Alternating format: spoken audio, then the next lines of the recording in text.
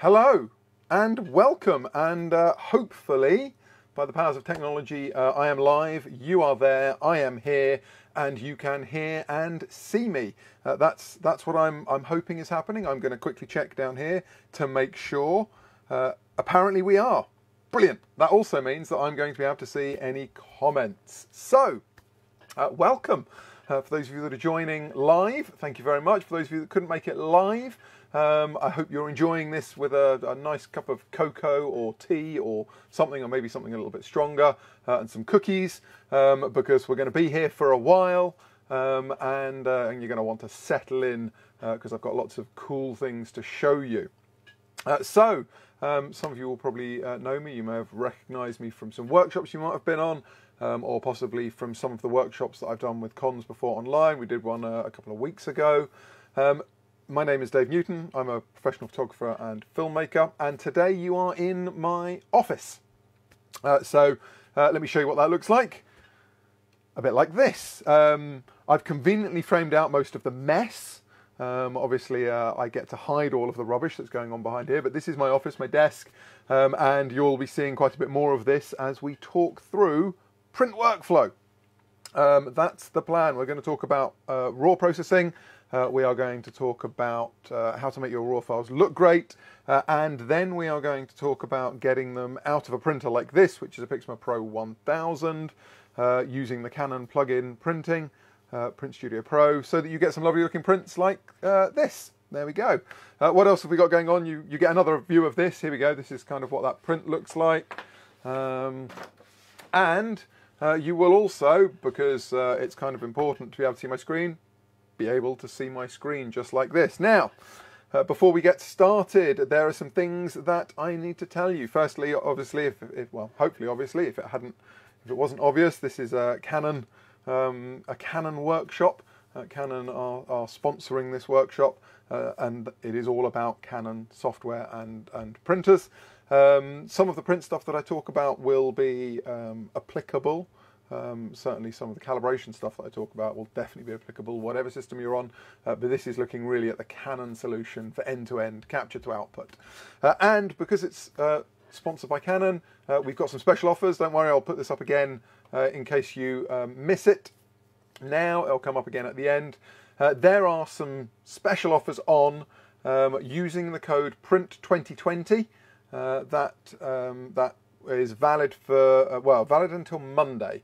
So if there's anything that you've been thinking you might want to get but you've been holding off, you can see the offers are on 5D4, 2470, 7200, R and RP, and that RF 35mm, which is one of my favourite little lenses, and then more importantly, the three PIXMA Pro printers, so the Pro 100S, the Pro 10S, or the Pro 1000. If you're inspired to actually do a bit of printing, then maybe this makes it that little bit easier, tips you over into deciding to get something, because it's going to be a great deal for you. There we go. As I say, I promise I'll put that up again later on. All you need to do is take that code and either put it in the code slot on the website, or give cons a call and tell them the code over the phone, and they will indeed give you that discount. So where are we? Let's begin. Okay. Now, I'm hoping that despite all of this lockdownness, you've all still been shooting. If not, I hope you've maybe been going through all of your pictures, and possibly you've come up with a whole bundle of them that maybe you you'd ignored before, but now you've actually had time to get in and have a look at and decided you want to do something with. So there we go. Right, so I was just checking the comments. It appears that there are a few people there. So I am saying hello to those. Larry, good morning. John Wright, glad to hear that video and sound are great. Garrett's watching as well. Brilliant, fabulous. Okay, there are people there. That means this is all working. Anyway, so you've hopefully been through your pictures, and maybe you've got some that you want to do something with. So we're going to start by having a look at the Canon RAW processing software, because as I'm sure you're all aware, you want to get the best images possible out of your camera. You should probably be shooting in RAW, and if you are shooting in RAW, then you're doing it to get the best pictures, so you may as well use the best software for it. Now, in my opinion, the best RAW conversion software is Canon's DPP software, and DPP is free. Now, some of the manufacturers will make you buy RAW processing software, or you'll have to go and get third-party stuff, and I'm aware that there are some very good third-party solutions. Probably the most popular is Adobe Lightroom or directly Adobe Camera Raw, which are very much similar in terms of their processing. The great thing about DPP is that it is developed by Canon, by the guys that make the camera. Not exactly the guys that make the cameras, but the guys that sit next to the guys that make the cameras. So the guys that make the cameras make the sensors, make the processors. They know everything that's going on inside a Canon camera, and they tell the people that are making the software all about it. So the software is optimized to make the best use of the Canon RAW files. And I find that actually most people rarely use it because they think it's free and therefore not very good. So in fact, straight away, there is a question: is it better than Lightroom? In my opinion, yes. What does it lose, or what does it have in addition? Oh, in addition, it's made by the people that make the camera, so they know exactly what's going on. What does it lose? It loses the cataloging and keywording functions that Lightroom have. So if that's super important to you, then maybe you're going to have to stay with Lightroom. But if you're not a big user of the cataloging and keywording, then you're going to miss very little. Other than it is also, DPP is a global editor, so you can adjust the whole scene all as one. Whereas in Lightroom you've got a bit more selectivity. You can pick certain areas of the image to adjust independently. You need to think more of DPP as being that global overall editor. It makes the whole image look great, but you can't go in and maybe put a gradient on to adjust a sky in a landscape, for example. So that's where you're going to miss out in DPP, but I think its raw conversion quality wins overall. It makes it worth that little sacrifice. That said, I'm not suggesting that you should straight away just switch wholeheartedly to using DPP. There's a bit of a learning curve. I'm going to hopefully shortcut that by talking about it a bit, but it is maybe best used for those of you that are very entrenched in Lightroom by saying, if you've got an image that you just can't get right in Lightroom or in third-party software that you're using, if you're just struggling with something, you can't get the colors quite right, or maybe it feels a little bit noisy. Obviously it's a Canon camera, it will never be noisy, but you know, if there is noise there, if you're struggling in any way, if you want to get really good lens corrections actually, and that's super key, then that's when DPP will come in. So maybe you stick with your third-party solution and then throw your image, your troublesome images, at DPP and let it sort them out. Okay, that's a lot of me talking and you having to look at me. I apologise. You're also having to be subjected to my hair, which is horrific right now.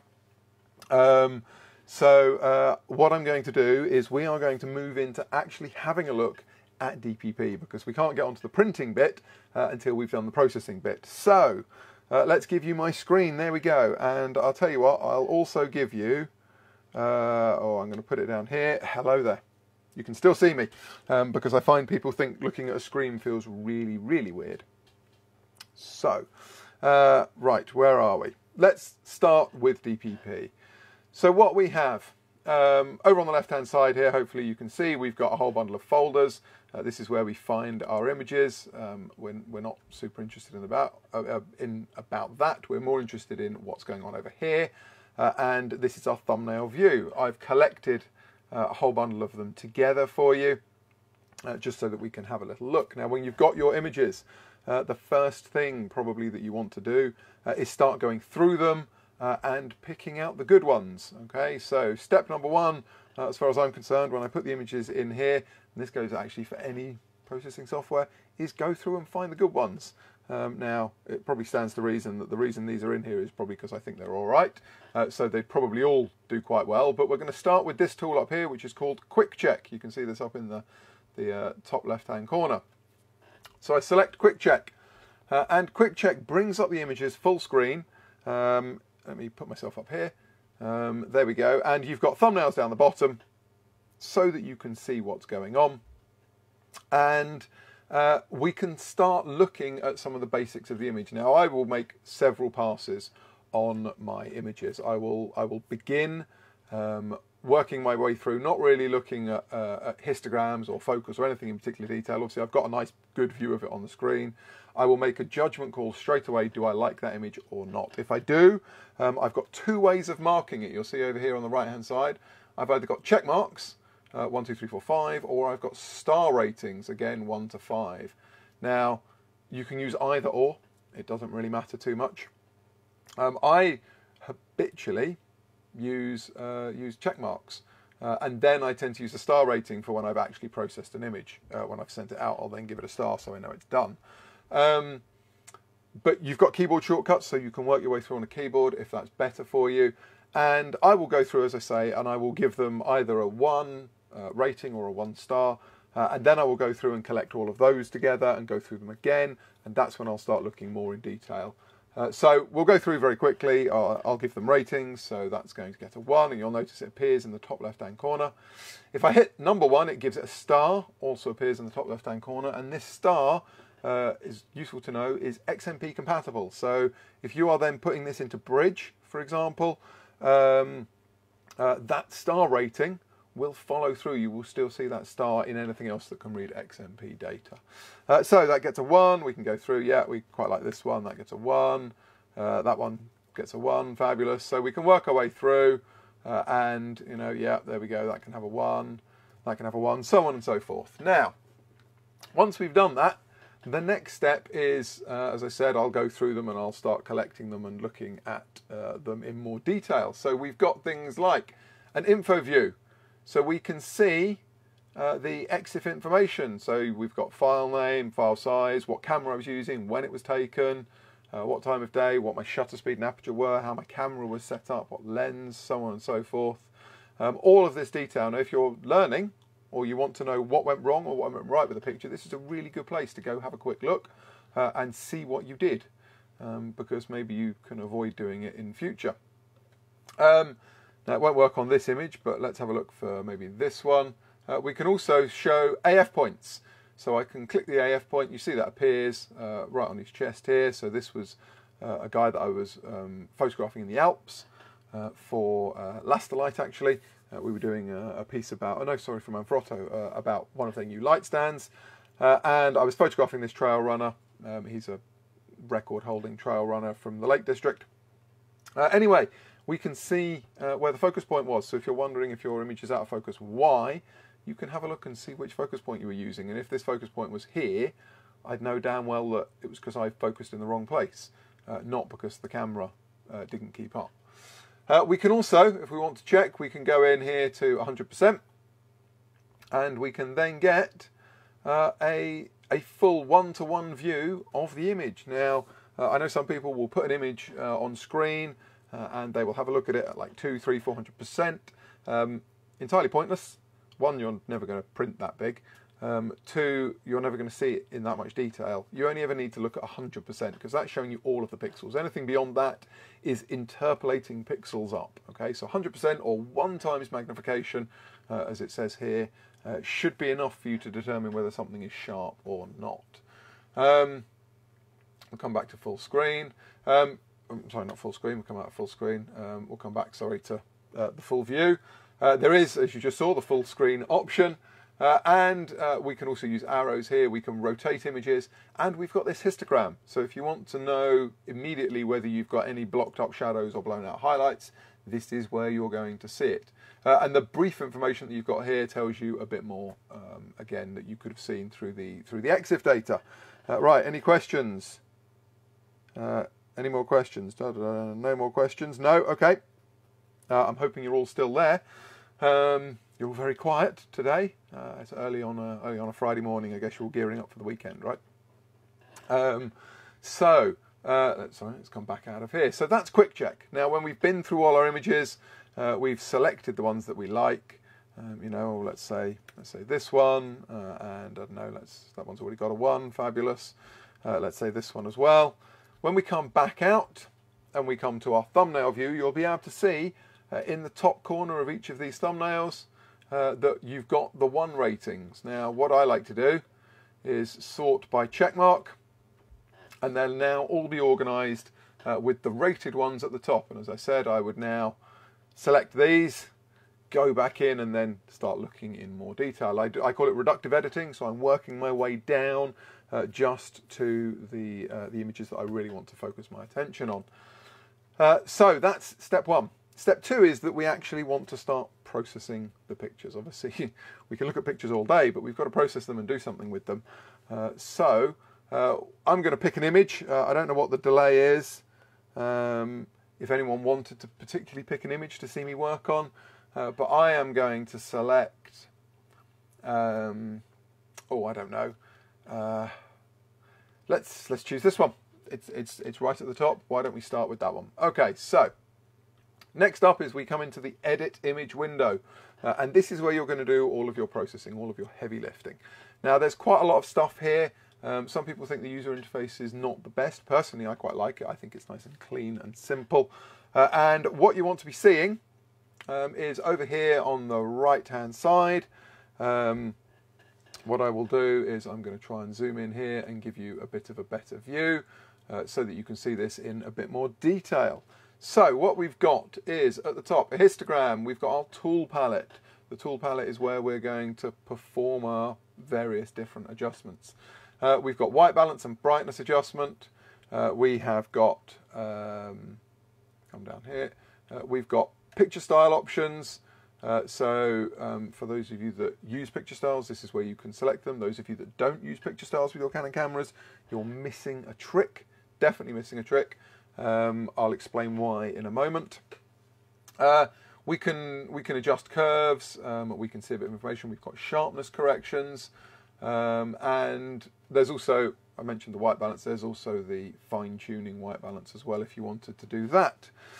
So where do we begin? Well, for me, I actually begin right the way down here with this little option here. I turn this on, and this is, if you can see it, this is our shadow and highlight warning. So if I make this darker, for example, there we go, you can see that areas of the image now are starting to get a bundle of blue in the dark areas. That means that these areas are flat black. There's no detail in them, they're blocked up. Now we can actually change these settings. So if I bring this up and give you this zoom in view here, we can select shadow and highlight warnings, and we can choose exactly where they are. Now we know that they're on a scale of 0 to 255, 0 being black, 255 being white. So I have my shadow warning set at 3 and my highlight warning set at 253. I know that if I've got detail at 3, i.e. I've got nothing that's gone blue below that and I've got nothing that's gone red, I can hold all of that detail in my printer. So I know there will be detail throughout the scene. That doesn't mean that you have to make sure that you never have anything blocked up or blown out. If we had the sun in the frame here, I guarantee that would be a specular highlight, and it would be red, and we'd accept that. That would be absolutely fine. Okay. So let's bring this back up. Now we can see in the histogram over here, there is actually a tiny little bit of red just here. These are, again, specular highlights. If I really wanted to be super careful about it, I would come over to the right-hand side here, and I've got this highlight option, and this is where I can adjust, as you can see, the contrast, shadow, highlights, color tone, and color saturation.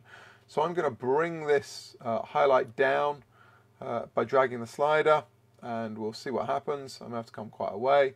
Now when you move this slider, it's quite a coarse adjustment, so it moves in whole step increments. I'll just show you that in detail. So as I come up, there we go, we're going to go up and down in whole steps. Now that may not be good enough for you, in which case you can use the arrow keys here, and you can step very finely tiny little adjustments. So let's have a little look at this. Let's see where we need to get to. I mean, if I'm having to bring this too far down, the watchword with these is always be gentle, because I find images could start looking really muddy.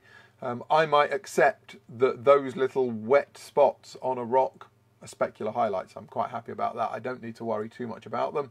I've got the same option for the shadows, so I can open up any shadows. There's actually no shadowed areas here, so I wouldn't be too worried about it. I think overall The exposure actually looks quite good. I might just bring it up a touch and then make sure that that highlight has come down. It's just going to give it maybe a little bit more contrast. Now, that was the brightness adjustment. The white balance, I think, looks pretty good, but to show you what options we have, you've got all the same ones that you had in the camera. So you've got ambience priority for auto and white priority for auto. There's daylight and shade and cloudy and tungsten and fluorescent and flashing, color temperature and click white balance. So you can flick through all of these. If you, for example, had a grey card in your first image, you could click on that and it would balance everything up beautifully. You could then copy and paste that to all of the other images, and I'll show you how to do that in a minute. So we work our way throughs and we can pick our white balance. As I say, I'm quite happy with this being at ambience priority.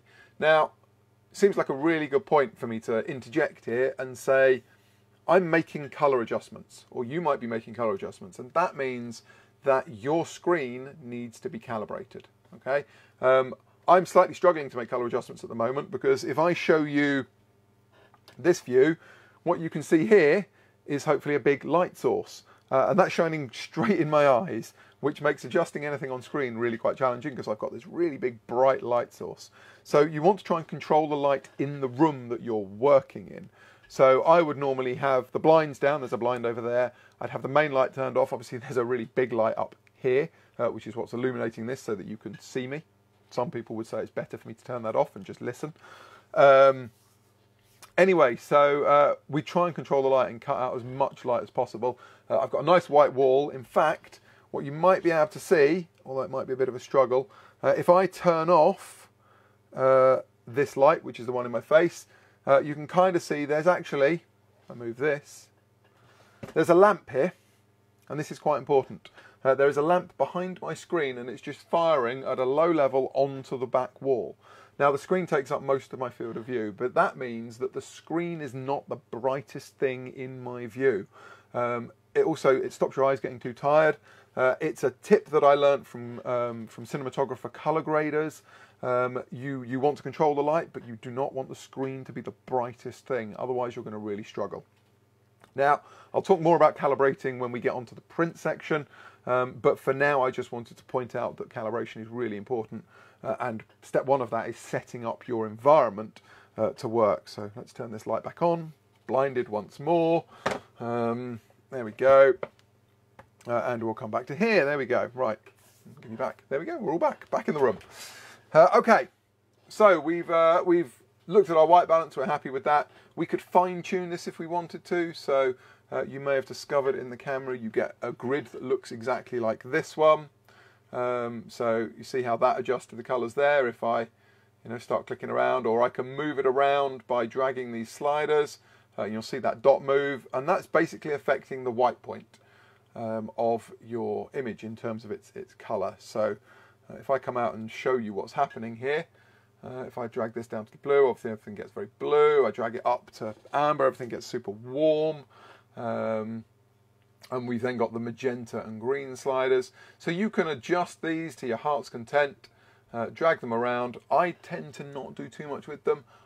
Occasionally with a landscape, I might make it marginally more magenta. It's just a personal choice. I quite like a slightly more magenta look. It's also in this image quite helpful because there's obviously a lot of green here and it's quite a vibrant green, so it's just pulling a little bit of green out of this scene. It's making that sky a bit more of an interesting colour, so we've got that colour switch between like the bluey purple in the background and that kind of green and rocks and water in the foreground. So here I'd maybe adjust this to be, I don't know, -2. This little box here that you might be able to see, you certainly will be able to see when I zoom in, is Auto Lighting Optimizer.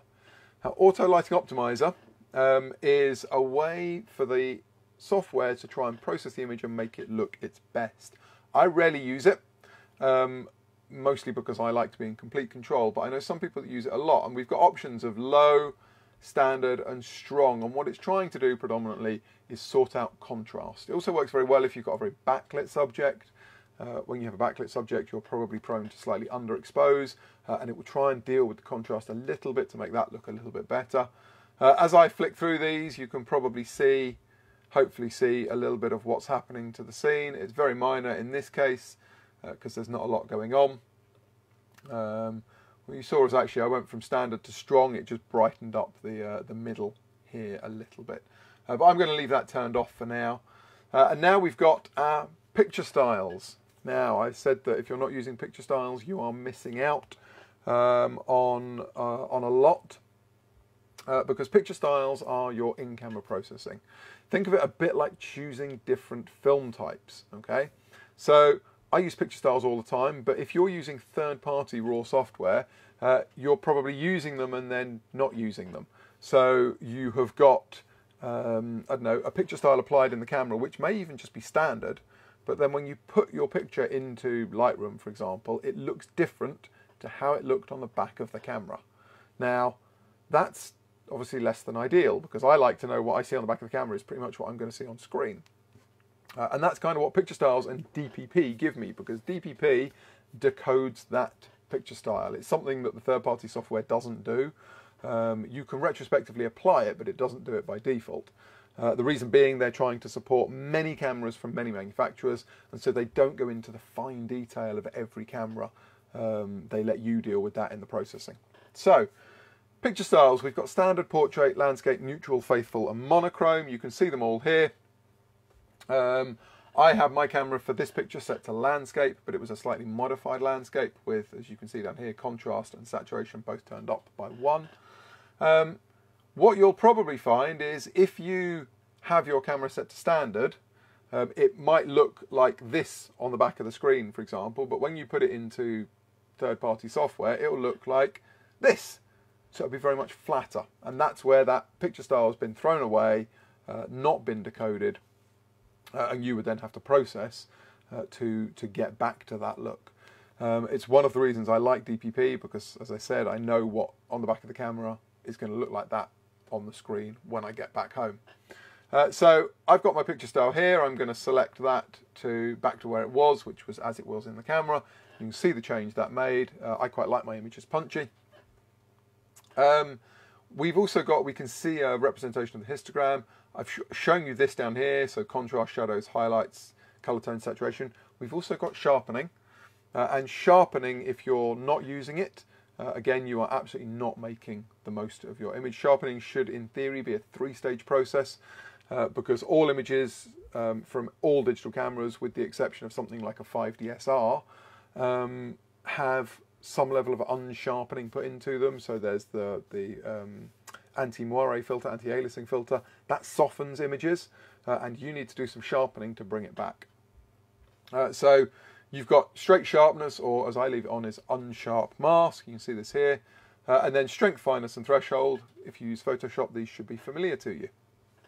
Now, by default, Canon have set some parameters for this when you pick your picture style. You could just go with that as one. That's just straight off. It's pretty good settings. And this is the first stage in your sharpening. It's your raw sharpening. You'd probably then do some more creative sharpening in Photoshop perhaps, and then you'd maybe do sharpening for output, depending on whether it's going to be shown on screen, or whether it's going to an inkjet printer, or whether it's going into a book for a CMYK split, or whatever you're doing. It will need a different amount of sharpening, and also the size you're printing affects the sharpening at output stage, not here. So this is the first tab. The second tab that we have, or the second tab I'm going to show you, is super interesting because it is the lens correction tab. Now Canon have measured the performance of all of their lenses on all of their cameras at all sorts of different focal lengths, and they know how they perform, and no lens is perfect, but they give you this processing option to make it perfect. So with digital processing we can improve upon any lens, I'm going to say defect, but it's the wrong word, any lens compromise in production. So we've got over here, we've got digital lens optimizer. Now you may see this in some of the more recent cameras. It's actually in the camera body. You can turn it on or off. What we need to do is make sure that we've got lens data. I obviously do for this one, but if not, we can click this, and what will happen, oh, let's take you away from here. Let's go to here. There we go. You'll get a screen that looks a lot like this. Okay, this is where you select all of the lenses that you might use. and when you tick them, you can then add them in. So mine are all, I've already got mine in, so I don't need to add them. But you could say, let's say I wanted to have a EFS 55 to 250. I'd click it. It shows here that I'm going to add one. I click start, and away it would go. It would download that lens profile. Let's cancel that and come back out to here. So I'm going to click Digital Lens Optimizer, and this does a variety of things. It takes a couple of seconds to do. You might not see much difference. Quite possibly not. And in fact, some people suggest, it's kind of argued that before you do Digital Lens Optimizer, turn the sharpness off, then do Digital Lens Optimizer here. So if I was to do this correctly, take that off, take sharpening off, choose Digital Lens Optimizer on, let it do its thing, then turn sharpness on. And you may find at that point that you want to adjust this sharpening slightly, because that Digital Lens Optimizer is doing some processing to remove some of those compromises in the lens design.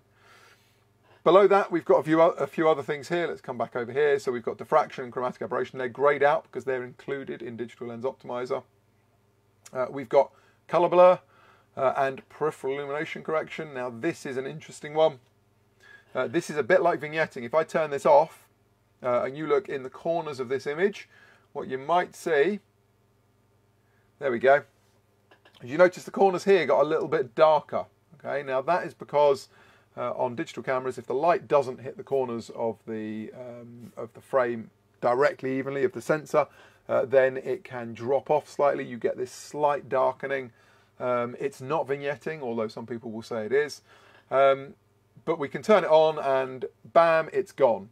That's Canon's idea of perfect. We now have an even tone. We do have a slider here. We can turn this up or down as well as we wish, just over here on the right hand side. And what you'll actually find is people prefer images that are a little bit darker in the corners. You could even this all out and then put it in Photoshop and put a nice creative vignette on it, because having slightly darker corners kind of holds people into the frame. You just don't want it to be too dark, otherwise it feels like you're being sucked in. So that's your peripheral illumination. There is also distortion correction. So if you've got pin cushioning or barrel distortion on your lens, barrel distortion particularly on really wide angle lenses, pin cushioning more on telephoto lenses, this corrects it. So I'm going to tick it, and what you might see if I turn it on and off, what I want you to do is look down the bottom of the image here. Now this is a 24mm tilt and shift lens, if I remember rightly. So let's turn it off. And you'll see that the bottom of that image, it just slightly pulls out because there's that little bit of barrel distortion that it's correcting for. So turn that on, and we're good to go. That's our lens corrections. Now next up, we can do some cropping if we wanted to. I'm not going to crop this, but you need to see what options are available. So we have a whole variety. Let me show you where we are. We're in this cropping option here. A whole variety of presets. We can also choose custom if you wanted to crop to a specific shape. And we can rotate our image. So I'm going to come out, otherwise you can't see that very well. So we've got some rotation here. And a grid comes up. We can put this grid pitch here, show it or not. And we can change the fineness of that. So if I was trying to match this up to the horizon, I would adjust the grid pitch until... I'm just going to take this off marginally. That looks pretty good to me. Just until that pitch is bang on. Now, I'm just looking along here, along this horizon line. It looks pretty good to me. I'm actually going to take that a little bit off. Happily, I got my horizon leveling camera. Glad I picked this image because some of them aren't. So that's your cropping.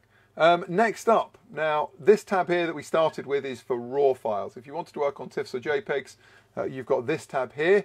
You can also use this with RAW files, but you've got to remember that it's additive, okay?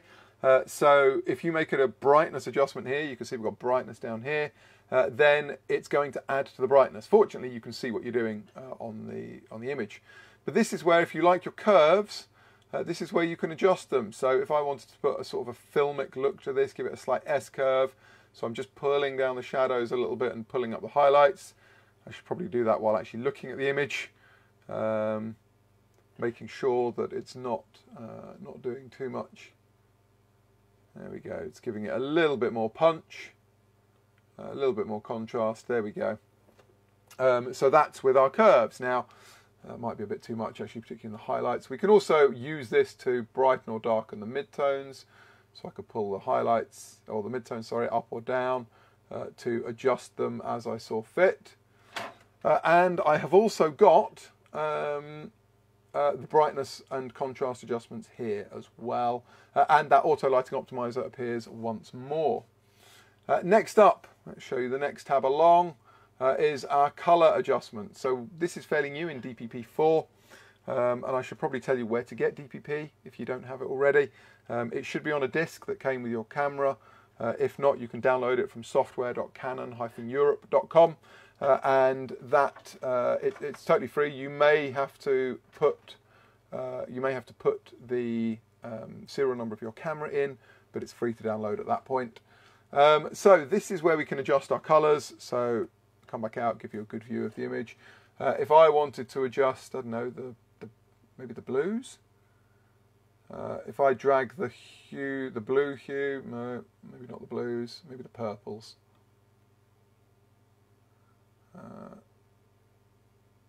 So I can adjust just those tones. Let's make them lighter. There we go. You can see that the purples are getting lighter, getting a bit more saturated. And you can work your way through and do all of these swatches as you want. And if you wanted to undo them, there's an undo button underneath each one, just here. So what I might do, actually, because those greens are quite strident, I'm just going to bring the greens down a little bit in their saturation, and it's just going to hopefully make this area, that might be a bit too much, that was a bit too much on the brightness.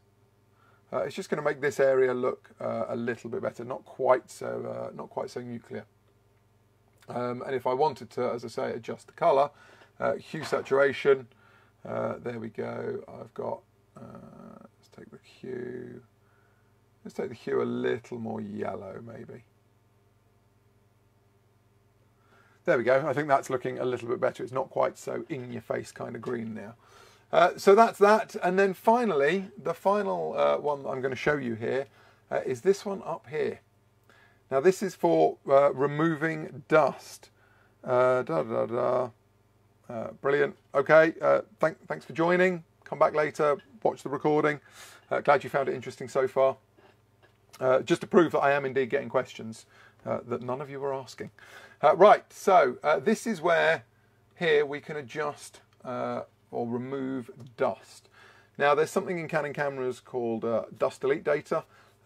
You've probably never used it, almost certainly never used it actually, because most people never do. But basically it allows you to map where the dust is on the sensor, and once it's mapped where the dust is, it applies that information to the image, and by applying it to the image, you can then remove those dust spots automatically.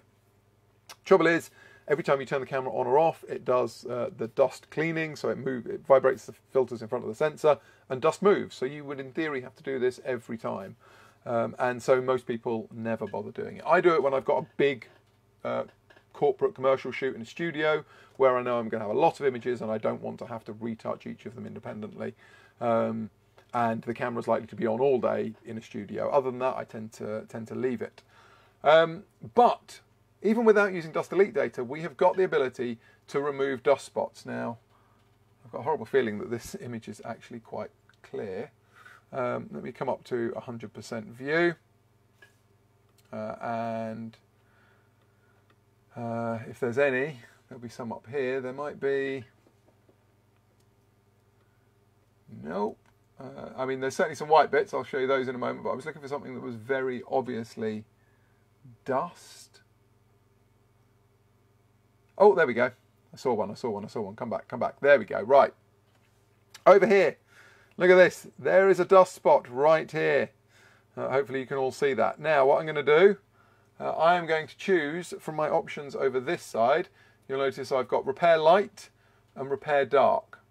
So I choose Repair Dark, Let me work my way back over here and find that dust spot. There it is. I am just going to click, and hopefully, that's a bit too big, that thing, Dave. Come back here. Radius is much smaller. There we go. It will just disappear it. If we now come back over here, and I'll show you the repair light, that's much smaller. I'll choose repair light. Now what you can see here is, this is quite a long exposure. It was, you can see over on the right hand side, 120 seconds, so 2 minutes. So I've got a little bit of noise in the sense of like fixed pattern type noise or color noise, hot pixels more than anything. So if I repair light, it's just disappearing them. It's actually, in my opinion, much quicker doing this here than doing it in Photoshop. I find it's much more accurate. And instead of having to clone stamp, what it's doing, it's effectively doing heal, so it's looking at everything around and it's repairing from surrounding pixels. So I'll just go through, get rid of all of these. There we go. Jolly good, that'll do, I think. Oh no, there's another one there. I'm not going to spend all day doing this because it's not very interesting watching someone remove dust spots. But the point is that you now know that it's possible to do in here using this tab. If you're struggling, the last bit of this is, if you're struggling, if it's not removing it, if you want to try and do it a bit more like a clone stamp, you've got this fixed copy source position. So if I come back up to 100% view, we'll have a little look for something somewhere. Oh, that'll do. We'll use this hot pixel up here. If I select copy source, it's exactly like clone stamping, so I can choose my point there and then apply that next to it. Okay, and off you go. Okay, oh, there's a couple more here. Let's get rid of these. Right, so that is our dust spotting, and that's pretty much everything that you really need to know about DPP. Other than we've now made some adjustments, so we'll come back out. We'll look at our image as a whole. If I had another image from this sequence and I wanted to apply all of those settings, I can choose copy recipe.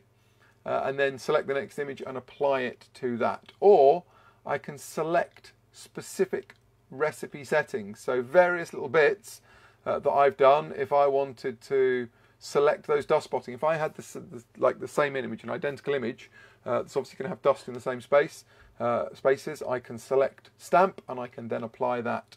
I've also got obviously picture styles, color adjustments, lens corrections, all of this stuff I can select independently, hit OK, find another image and then apply it to that image. Okay, obviously I don't have any more in this folder, so we'll ignore that. Now, we've done our corrections. It's time to get to exporting. So to the actual printing part, and I'm looking to see if there are any other questions. No other questions. Brilliant. Right. Okay, I shall crack on. So we now need to print. Now, I often print directly from RAW, and I'll give you a moment for that to sink in. By using Canon software, Canon printer, I can print a RAW file.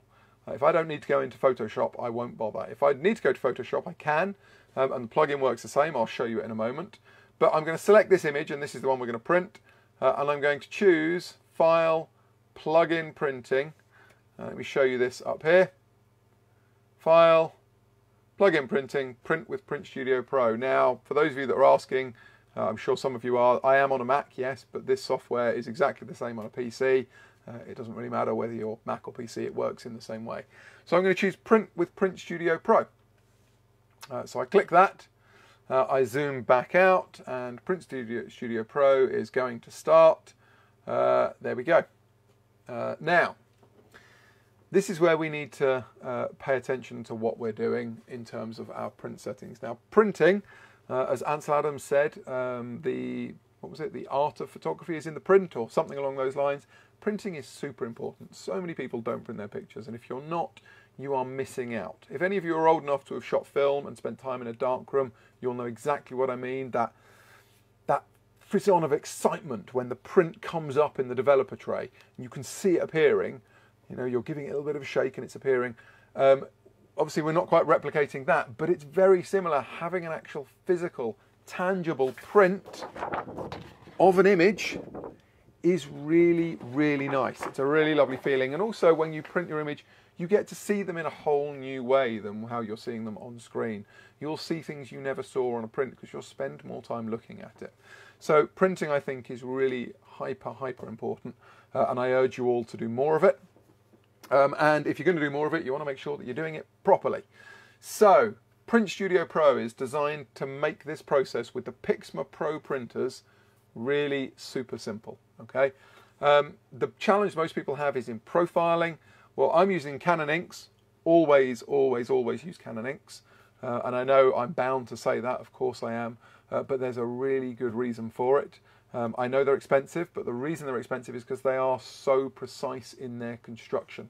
They're really finely filtered, so you don't clog up the super fine print heads. And also their colour accuracy is fantastic. It means if you buy a red ink today and you buy a red ink next year, they will be exactly the same. There is batch to batch consistency, which means that you can be confident that your colours are going to match. And you may say, oh yeah, but they're expensive, so I'm going to buy the third-party inks. Well, I can guarantee if you do that, one, you'll clog your print heads at some point, and two, your colours are never going to match, and you're going to have to waste a lot of paper and ink trying to profile and adjust to get it how you want it, and it becomes a false economy. So you may as well buy the Canon Inks, except that they're a bit more expensive up front, but you do one print and it's right first time. Okay, so what is Print Studio Pro? Print Studio Pro is how you get your images from RAW or TIFF or JPEG out to the printer in as easy a manner as possible. So we'll start over on the left hand side. We've got a whole bundle of information that comes up. So you can see all of this image information. Interestingly, I'm printing a 16-bit image because it is a RAW file. Unless you're printing a 16-bit TIFF from Photoshop, you're only going to be printing 8 bits, so your color depth is less. We can see some of the positioning, we see the resolution, we can see the printer settings. Now this is the interesting stuff, and I'm going to show you how to make all of these settings. So we'll come back out and we're going to go over here.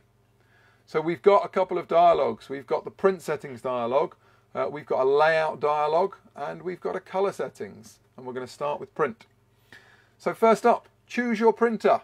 You can see I've used a variety of different printers. This is PIXMA Pro 1000. It's on Series 9. That's where it's connected, apparently. So pick your printer. Step one, pick your paper type. Now, I'm actually using a Canon paper. I put it down here. In fact, I'm going to show you this just here. I am using this, which is Photo Paper Pro Luster. We'll come back over here. So I have picked my, paper type, which is just here, as you can see, and I've chosen my paper size. So my paper size, obviously in this case, is A2. So the PIXMA Pro 1000 is an A2 printer, and the other printers within the range that you've got are the Pro 10 and the Pro 100, and these are both A3 or A3 Plus printers. So obviously they're not going to print quite as high, quite as big a size, but for many people A3 Plus, sorry, I'm just scooting around on my chair. For many people A3 Plus is, oh, you didn't have me, sorry. A3 Plus is as big as most people want. Thing is, it's a bit like megapixels. Once you've shot with more megapixels, you want more megapixels. Once you've printed big prints, you want big prints. It's really addictive. So I've chosen A2 here. I'm choosing where the paper source is, and I can choose print quality. Now, basically, as you go up here, you probably use more ink. I pretty much only ever print on standard because the quality is so good. The only time I print on highest is if I was actually printing out for a client where I want to make sure that everything is as perfect as it can possibly be, then I'll go up to highest. But most of the time I print on standard, and I don't really see a huge amount of difference. Now, this thing here, this is clear coat the entire page. So, what is that? Well, when you print an image, the inkjet printer lays ink down on the page, right, and it sits on top. And the difference between the two printers, the Pro 10 and the Pro 100, is that one is pigment and one is dye. Okay, one is more suited for glossy prints, one is a bit more suited for matte prints. But it's about how the ink sits down. Now, the way the ink sits down on the paper can affect the glossiness. So what you might see is if you were to hold a print up, let me try and show you this. If you were to hold a print up like this and kind of look down it, you may see that there are levels of glossiness. Some bits are a bit more glossy, some bits are a bit less glossy, and that's based on the amount of ink. So there's micro little peaks and troughs of ink. When you clear coat the page, it lays effectively a clear lacquer all the way across the print. It fills in all of those little micro peaks and troughs, and it gives you a uniform glossiness across the page. So really good if you're doing a glossy print. Maybe don't use it if you're doing a matte print or a fine art print or a rag or something like that. This is actually a luster paper that I'm using today, and I probably will clear coat the page. It offers a bit more protection, as I say. I quite like this look on luster because luster is like a semi-gloss. So we then come down to the tough bit, apparently. And this is where we do our colour management. Okay, so colour management, we can choose various different options. Driver matching, no colour correction, don't do that. Black and white photo, maybe do that if you're doing black and white, but I never do. I always choose use ICC profile, because if we're going to profile, we may as well use the profile, I think. Does that not seem logical? So we choose use ICC profile. Next up, we can, if we're using paper that's profiled in the printer, we can choose auto. In this case I will, because it's Canon paper. If I was using other paper, so I don't know, Ilford or Hahnemuller or Canson or I don't know, any of the other paper manufacturers, I could choose a particular profile. Now what's really good is that Canon or the paper manufacturer will provide you with these profiles, usually free of charge. You can download them from the manufacturer's website. Start off with your paper manufacturer because they should have profiled it with a Canon printer. If you can't find it there, try Canon because they will have some profiles available as well for some of the more common third-party papers. So choose it here if you need to. I'm going to select auto. And then we've got perceptual or relative colorimetric rendering intent. To make it simple, choose perceptual. That's the one you want. Relative colorimetric you don't need. So choose perceptual. Now, the next thing, if I'm going to zoom out here, is you can see enable soft proofing. Now, if your monitor is calibrated, and I need to give you those settings, if your monitor is calibrated, then you can use soft proofing. Otherwise, you don't know what on earth you're looking at. Okay, so I'm going to choose soft proofing. That's because my monitor I know is calibrated. This is my ISO CG319X, which has got a built-in calibrator that does the calibration at 2 o'clock in the morning. It wakes itself up and does a calibration. So I know that it's always calibrated and it does it every so often. If not, if you don't have a built-in calibrator, then you'll want something like an i1 display or a Spider 5, something that's going to measure the output of your screen based on known inputs and adjust it accordingly. So if I enable soft proofing, I can see on screen what it looks like. Okay. Now, the key part about the profiling is you need to profile to some known settings. Okay. So the known settings that you want are D5500. Okay, or D50 or 5500 Kelvin. That's the white balance. If you get that bit wrong, then you're in real trouble because you're looking at something that may be a bit too blue or a bit too yellow. Okay, a bit too warm or a bit too cool. You've also got let me come here, I'm actually going to talk to you properly, you don't need to stare at the screen for a bit. You've also got the luminance, so the brightness of your screen, and that should be set to between 80 and 120 CD meters squared, I think it is, candela per meter squared. And then you've got a gamma, and the gamma setting should be 2.2. Now if you calibrate to those settings, you will be absolutely golden. I appear to have lost my... No, there it is. There we go. You will be absolutely golden, and you will know that what you're seeing on screen is accurate. Okay, so if you can remember those settings, D50 or 5000 Kelvin, between 80 and 120 CD per meter squared, and a gamma, candela per meter squared that is, and a gamma of 2.2.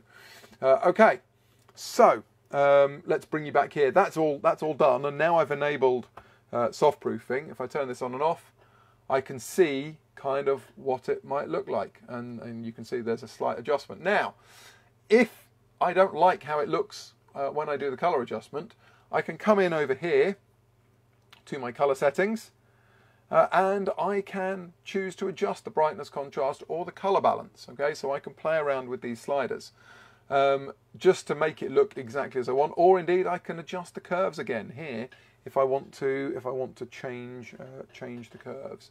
I've also got the ability to do a pattern print. So down here, this pattern print option would allow me to do a print. If I hit pattern print and I zoom out, you'll see what it does. It gives me tiny thumbnails of the image with multiple different settings. And in fact, if I make this bigger, we may be able to see what they are. Not really. So, oh yes, there we go. It's going to load in. So, for example, if I had cyan -5, magenta +10, and yellow -5, it would look like this. And if I had cyan 0, magenta -15, yellow +15, it would look like that. So I could do this pattern print. It would print it out on the paper, and then I could look at it, and I could say, okay, that's the one I like. This is the these are the settings that I am going to make back in my color settings here. Okay, so that's pattern print. It may be very useful to you. I don't use it very often because I don't use it very often because I tend to find that it's not, for me, the images look pretty great straight as they go. And then the bit in the middle is the layout here. So you've got a layout option, and we can choose a variety of different registered layouts. So we've got borderless, as this is, or bordered. And if you select bordered, it puts it right in the middle of the page. Shock horror. No more messing around with margins. If you've got multiple images, for example, you could select bordered for, and it would lay them all out independently. Or you could choose, I don't know, an index print. So if you had lots of images and you wanted to create an index print, you select index print, it lays them all out on here at the appropriate size, so resizes them all, and away you go. Now I'm going to choose bordered and 1, and it's going to sit nicely in the middle of the page. Make sure that the printer's on, and that actually is everything you need to know about Print Studio Pro. It's actually quite that simple. So what I'm going to do now, I'm going to come down here and I'm going to click print, and I'm going to choose 1 copy. Now what's going to happen is this dialog pops up here, and it's going to say that the print dialog will appear, which it will when I hit OK. It's telling me the settings that I've got. I'm going to hit OK. If you don't ever want to see this, you can click don't show this again. I like the reminder. I hit OK, and a print box will appear here. Now it could be very tempting to go in here and change various different things, show details, all of this. Don't do it. Just leave it as it is and hit print. And what will now happen is this file is going to get sent over here to the printer, and it is going to export. Now that's all great. While this is happening, I'm going to show you what happens with, let's come back here, what happens with Photoshop, because it's exactly the same, but you just get to it in a slightly different way. So let's say that I wanted to print, I don't know, where are we? I don't know.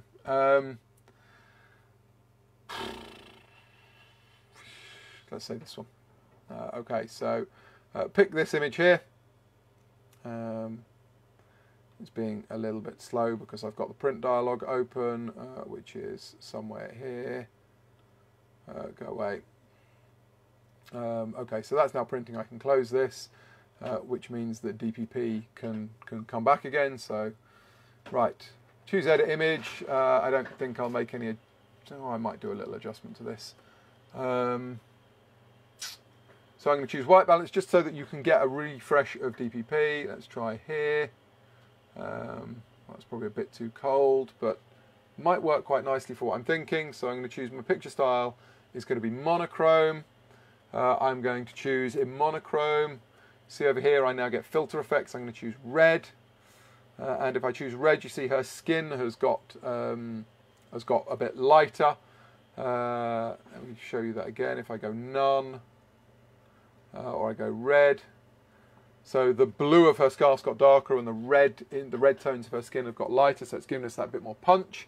I think I'm going to there's nothing blown. Let's just make it a little bit brighter. I'm going to give her skin that little bit of a glow. Quite happy with the specular highlight here in the eye because that's the reflection of the sun. I think that's pretty much it. Right, so I'd be pretty happy with that. Now, obviously, being a portrait, I might want to do some skin softening. So that's where Photoshop is going to come in because I can't really do that here in DPP. So I need to export this, and I'm going to export it as a TIFF. So choose batch process or the shortcut command B. This is where we can export a lot of images all at once.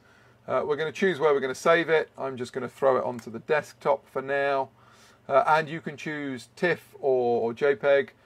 Obviously, if I want to work on this image, I want as much detail as possible. So I'm going to choose a 16-bit TIFF. I'm going to get rid of that string because I don't need that. And hit execute. And it's going to now appear out on... Oh, look at this. You've got all of my background, all of the behind the scenes. Let's put this over here. It's now going to export and appear on my desktop somewhere. Where's it gone? There it is, brilliant. So I'm going to open this now in Photoshop, and this is where, as I say, if I wanted to do some dust spotting or whatever, I could. I'm actually not going to do that because this is not a Photoshop class. I just want to be able to show you in Photoshop how we can now export this. So I come to File, I choose Automate. And once the plugin is installed, I choose Canon Print Studio Pro. Lo and behold, I click that. Guess what? Looks exactly the same as it did when we got to it through DPP. And you'll notice here that I'm printing a TIFF file. So again, I'm trying to maximize, having had to go into Photoshop, I'm trying to maximize the color depth, even though this is black and white. And I have got all of the same settings. Okay, so that is processing and printing. Now, I'm going to give you this wide view. In fact, I'll give you this view. You can see that the print is coming out here. And hopefully, as it's popping out, there you go. I mean, this is an A2 print, a boarded A2 print. You can see how quick it's coming out. It's not taking an awful lot of time.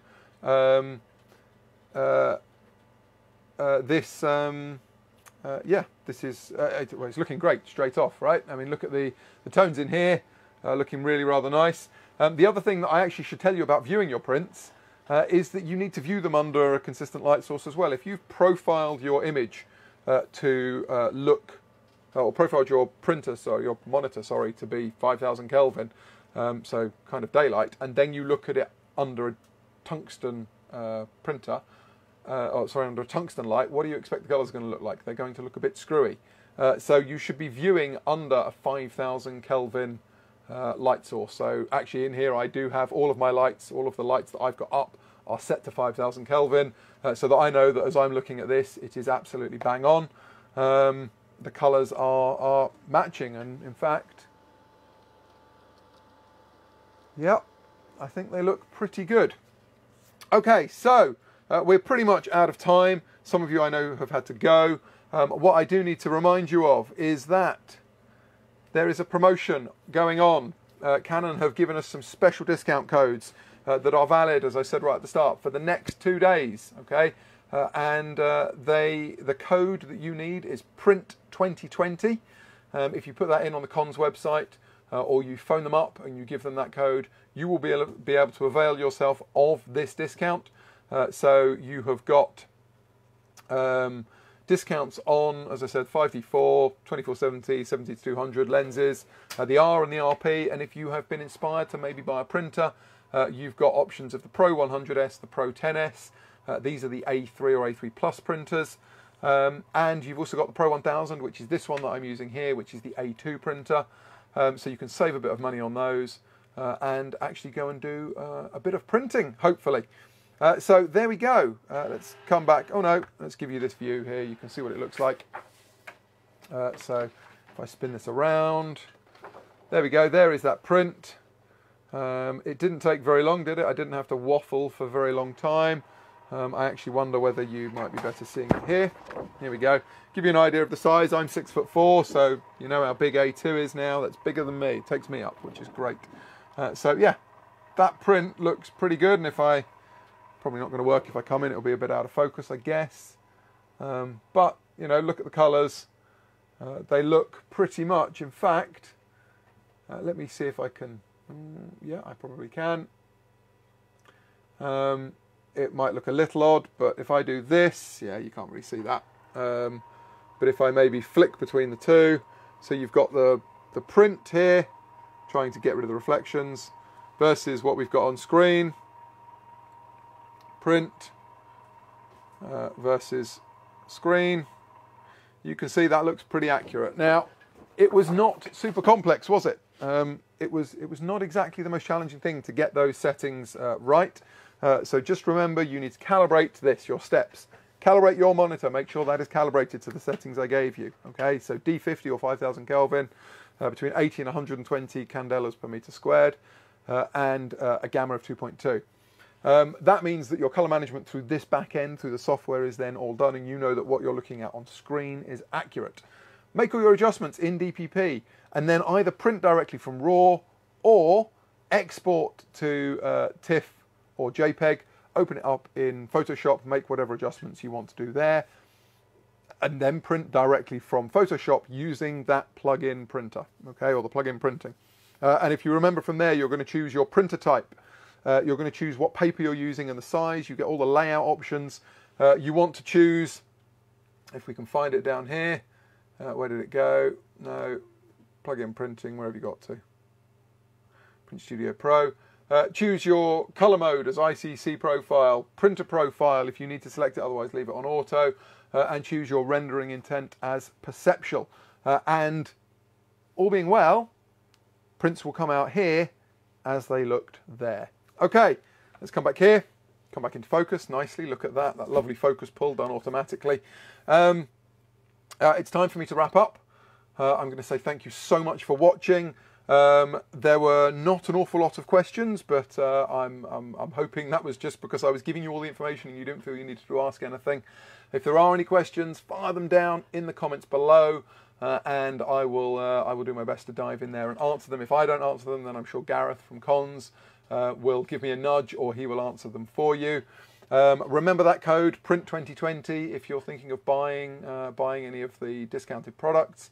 And other than that, please go and have fun printing your images. Do print them. Get that experience of seeing a print coming out and actually interacting with your pictures in a way that you just can't do on screen. Yes, that's it really. Thank you very much for watching. I hope you enjoyed it. I hope it was informative. And I look forward to seeing you all at the next one. Now, I know that Cons is now open. It's been all over their Facebook, so you hopefully all know as well. But Cons is now open, so feel free to get in touch with the guys. And also, if there is anything that you would like us to cover, if there's anything you'd like to know about Canon specific, you let us know. Send a message to Cons on Facebook, give the guys a call, send them an email, send me a message. Tell us what you would like us to cover, and we will do our best to arrange something. Okay, I'll speak to the powers that be, in Canon, see if we can get some more funding for some more of these, and see what else we can do. Okay, stay safe everyone, stay well, stay healthy and happy, keep shooting, keep sorting through your images, get some prints done, and I look forward to seeing you all again very soon. Bye bye for now. Bye bye.